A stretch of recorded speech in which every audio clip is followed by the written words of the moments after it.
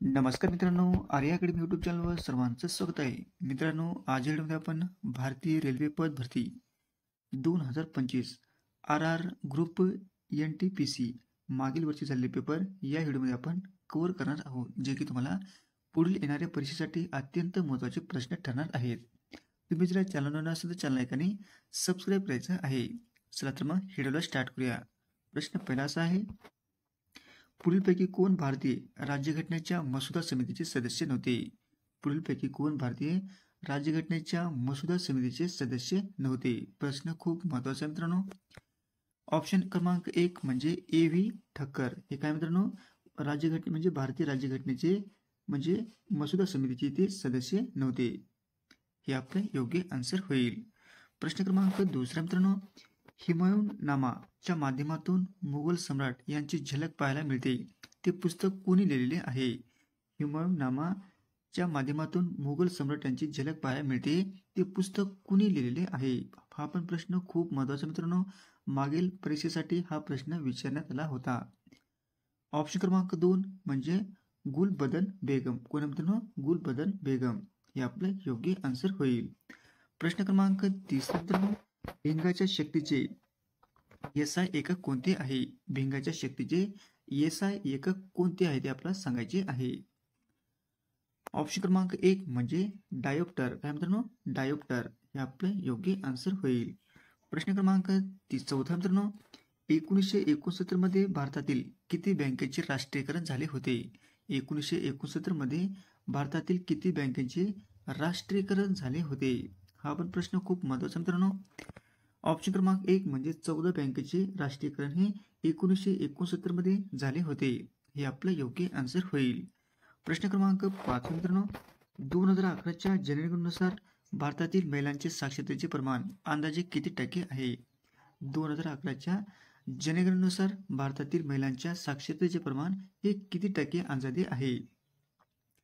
Option क्रमांक 4 म्हणजे 65.46% आहे. किती मित्रांनो? 65.46% आहे. हे आपलं योग्य आन्सर होईल.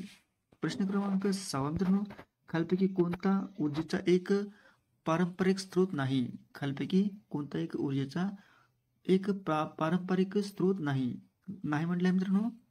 ऑप्शन क्रमांक 3 म्हणजे पवनचक्की. हा काय पारंपरिक स्रोत नाही. हे आपलं योग्य आन्सर होईल. प्रश्न क्रमांक 7 मित्रांनो, प्रसिद्ध जालियनवाला बाग खालपैकी कोणत्या शहरामध्ये स्थित आहे? प्रसिद्ध जालियनवाला बाग खालपैकी हे कोणत्या शहरामध्ये स्थित आहे? ऑप्शन क्रमांक 1 म्हणजे अमृतसर या ठिकाणी स्थित आहे. हे आपलं योग्य आन्सर होईल. प्रश्न क्रमांक 8 मित्रांनो, भारतातील खालपैकी कोणते राज्य बॉक्साईटचे सर्वाधिक उत्पादन करणारे राज्य आहे? भारतातील खालपैकी कोणते राज्य आहे ते बॉक्साईटचे सर्वाधिक उत्पादन करणारे राज्य आहे? ऑप्शन क्रमांक 2 म्हणजे ओडिसा. हे आपले योग्य आन्सर होईल. प्रश्न क्रमांक 9 मित्रांनो, 2019 मध्ये झालेल्या लोकसभा निवडणुकीसाठी भारत किती मतदारसंघामध्ये विभागला गेला होता? 2019 मध्ये झालेल्या लोकसभा निवडणुकीसाठी भारत किती मतदारसंघामध्ये विभागला गेला होता? हा पण प्रश्न खूप महत्त्वाचा मित्रांनो. ऑप्शन क्रमांक 3 म्हणजे 543. किती मित्रांनो? 543 याच्यामध्ये विभागला गेला होता. हे आपलं योग्य आन्सर होईल. प्रश्न क्रमांक 10 मित्रांनो, खालपैकी कोण सर्वाधिक कालावधीसाठी भारतीय राज्याचे मुख्यमंत्री म्हणून कार्य केले आहे? खालपैकी कोणी सर्वाधिक कालावधीसाठी भारतीय राज्याचे म्हणजे मुख्यमंत्री म्हणून त्याने कार्य केलेले आहे? ऑप्शन क्रमांक 1 म्हणजे पवन कुमार चामलिंग. कोण मित्रांनो? पवन कुमार चामलिंग यांनी सर्वाधिक म्हणजे भारतीय राज्याचे मुख्यमंत्री म्हणून त्यांनी कारभार केलेला आहे. हे आपले योग्य आन्सर होईल. प्रश्न क्रमांक 11 मित्रांनो, भारतीय वनस्पती संरक्षण संस्था कुठे स्थित आहे? भारतीय वनस्पती संरक्षण संस्था ही कुठे स्थित आहे? ऑप्शन क्रमांक 2 म्हणजे कोलकाता या ठिकाणी स्थित आहे. हे आपलं योग्य आन्सर होईल. प्रश्न क्रमांक 12 मित्रांनो, खालपैकी कोणती नदी अरबी समुद्राला जाऊन मिळते? खालपैकी कोणती नदी आहे ती अरबी समुद्राला जाऊन मिळत असते? ऑप्शन क्रमांक 3 म्हणजे साबरमती. ही काय मित्रांनो? अरबी समुद्राला जाऊन मिळत असते. हे आपलं योग्य आन्सर होईल. प्रश्न क्रमांक 13 मित्रांनो, ऑइल इंडिया लिमिटेड हा केंद्रीय सार्वजनिक क्षेत्रातील उपक्रम म्हणजे CPSE म्हणजे एक कंपनी आहे, ती कोणती कंपनी आहे? ऑइल इंडिया लिमिटेड हा केंद्रीय सार्वजनिक क्षेत्रातील उपक्रम CPSE म्हणजे ही एक नेमकी कोणती कंपनी आहे असा प्रश्न आहे मित्रांनो. ऑप्शन क्रमांक 3 म्हणजे नवरत्न. काय मित्रांनो? नवरत्न ही कंपनी आहे. हे आपले योग्य आन्सर होईल. प्रश्न क्रमांक 14 मित्रांनो, रत्नावली या साहित्यकृतीचे लेखक कोण आहेत? रत्नावली या साहित्यकृतीचे लेखक खालपैकी कोण आहेत ते आपल्याला सांगायचे आहे. ऑप्शन क्रमांक 3 म्हणजे हर्षवर्धन. काय मित्रांनो? हर्षवर्धन हे आपलं योग्य आन्सर होईल.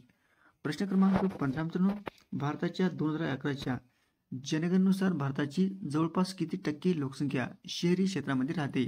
भारताच्या 2011च्या जनगणनेनुसार भारताची जवळपास किती टक्के लोकसंख्या ही शहरी क्षेत्रामध्ये राहत असते? हा प्रश्न खूप महत्त्वाचा आहे. ऑप्शन क्रमांक 1 म्हणजे 31.15%. हे काय मित्रांनो? जवळपास लोकसंख्या ही शहरी क्षेत्रामध्ये राहत असते. किती आहे? 31.15%. हे आपलं योग्य आन्सर होईल. प्रश्न क्रमांक 16 मित्रांनो, खालपैकी कोणते एक अधातू खनिज आहे? खालपैकी कोणते एक अधातू खनिज आहे? प्रश्न हा पण खूप महत्त्वाचा आहे. ऑप्शन क्रमांक 3 म्हणजे गंधक. गंधक आहे अधातू एक खनिज आहे. हे आपलं योग्य आन्सर होईल. प्रश्न क्रमांक 17 मित्रांनो, IPL हा कोणत्या प्रकारचा उपग्रह आहे? IPL हा कोणत्या प्रकारचा एक उपग्रह आहे?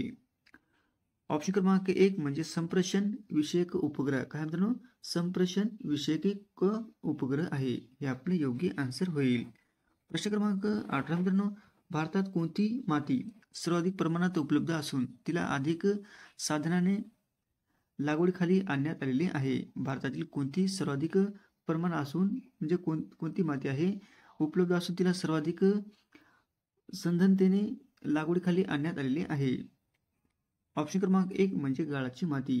हे आपले योग्य आन्सर होईल. प्रश्न क्रमांक 19 मित्रांनो, खालपैकी कोणत्या उपग्रहाला भारताचा पहिला शैक्षणिक उपग्रह म्हणून समर्पित केला गेलेला आहे? खालपैकी कोणत्या उपग्रहाला भारताचा पहिला शैक्षणिक उपग्रह म्हणून समर्पित केला गेलेला आहे? ऑप्शन क्रमांक 2 म्हणजे GSAT-3. काय मित्रांनो? GSAT-3 हे आपले योग्य आन्सर होईल. प्रश्न क्रमांक 20 मित्रांनो, भारताच्या कोणत्या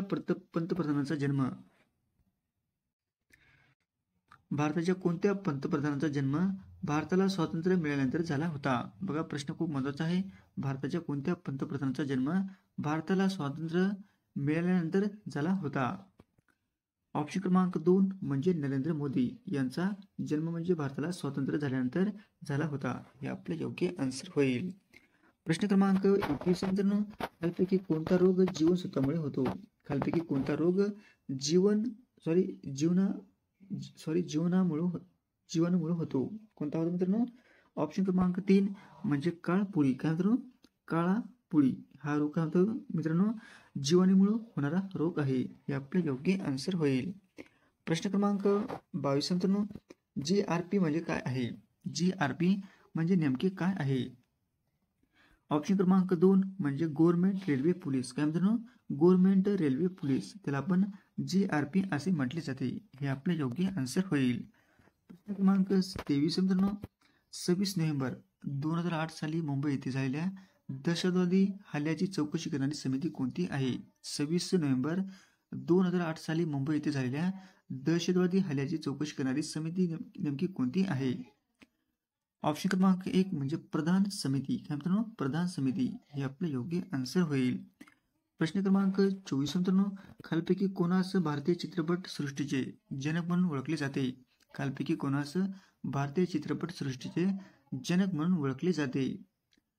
ऑप्शन क्रमांक 1 म्हणजे दादासाहेब फाळके. काय मित्रांनो? दादासाहेब फाळके यांना भारतीय चित्रपट सृष्टीचे जनक म्हणून ओळखले जाते. हे आपले योग्य आन्सर होईल. प्रश्न क्रमांक 25 मित्रांनो, 2028 मध्ये ऑलिम्पिक स्पर्धा कोणत्या देशात आयोजित करण्यात येणार आहे? 2028 मध्ये ऑलिम्पिक स्पर्धा कोणत्या देशामध्ये आयोजित करण्यात येणार आहे? ऑप्शन क्रमांक 2 म्हणजे अमेरिका देशामध्ये 2028 मध्ये ऑलिम्पिक स्पर्धा होणार आहे. हे आपले योग्य आन्सर होईल. प्रश्न क्रमांक 26 मित्रांनो, रॅमन मॅग्सेस 2019 पुरस्कार खालीलपैकी कोणाला देण्यात आलेला आहे? रॅमन मॅग्सेस 2019चा पुरस्कार खालीलपैकी कोणाला देण्यात आलेला आहे? ऑप्शन क्रमांक 4 म्हणजे रवीश कुमार यांना 2019चा रॅमन मॅग्सेस पुरस्कार हा देण्यात आलेला आहे. कधी देण्यात आला मित्रांनो? 2019चा पुरस्कार म्हणजे रवीश कुमार यांना देण्यात आलेला आहे. हे आपले योग्य आन्सर होईल. प्रश्न क्रमांक 27 मित्रांनो, शरीराच्या सर्व भागातील रक्त हृदयाकडे वाहून आणणाऱ्या रक्तवाहिन्यांना डॅश म्हणतात. शरीराच्या सर्व भागातील रक्त हृदयाकडे वाहून आणणाऱ्या रक्तवाहिन्यांना डॅश असे म्हटले जाते. ऑप्शन क्रमांक 4 म्हणजे सिरा असे म्हटले जाते. हे आपले योग्य आन्सर होईल. प्रश्न क्रमांक 28 मित्रांनो, हू वेअर द शूद्राज हा ग्रंथ कोणी लिहिलेला आहे? हू वेअर द शूद्राज हा ग्रंथ कोणी लिहिलेला आहे? ऑप्शन क्रमांक 4 म्हणजे डॉक्टर बाबासाहेब आंबेडकर यांनी लिहिलेला आहे. हे आपले योग्य आन्सर होईल. प्रश्न क्रमांक 29 मित्रांनो, शिवाजी महाराजांचा जन्म कधी झाला होता? शिवाजी महाराजांचा जन्म हा कधी झाला होता? ऑप्शन क्रमांक 1 म्हणजे 19 फेब्रुवारी 1630 मध्ये छत्रपती शिवाजी महाराजांचा जन्म झाला होता. हे आपले योग्य आन्सर होईल. प्रश्न क्रमांक 30 मित्रांनो, टोकियो ऑलिम्पिक रौप्य पदक जिंकणाऱ्या मीराबाई चानू कोणत्या राज्याच्या आहेत? टोकियो ऑलिम्पिक मध्ये रौप्य पदक जिंकणाऱ्या मीराबाई चानू हे कोणत्या राज्याच्या आहेत? ऑप्शन क्रमांक 1 म्हणजे मणिपूर या राज्याच्या आहेत. हे आपले योग्य आन्सर होईल. अशा होते मित्रांनो आपले 30 प्रश्न अत्यंत महत्त्वाचे वारंवार परीक्षेला विचारले जाणारे.